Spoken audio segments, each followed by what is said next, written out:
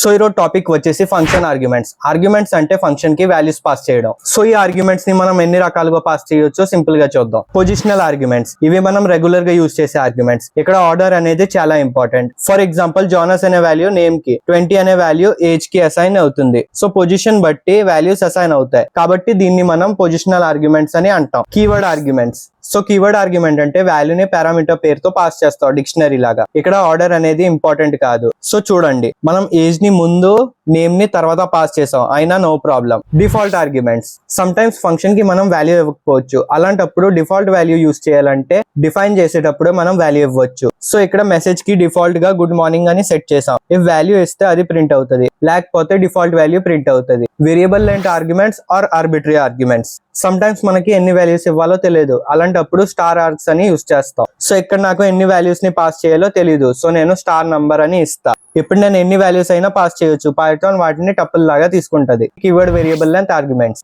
ఇది star args లాగే ఉంటుంది, but key is equal to value format లో వాల్యూస్ ని పాస్ చేస్తాం. డబుల్ స్టార్ KWARGS అని యూజ్ చేస్తాం. సో ఇక్కడ డబుల్ స్టార్ డీటెయిల్స్ అని రాస్తే ఎన్ని కీ వాల్యూస్ పేర్స్ అయినా పాస్ చేయొచ్చు. పైథాన్ వాటిని డిక్షనరీ లాగా ట్రీట్ చేస్తుంది.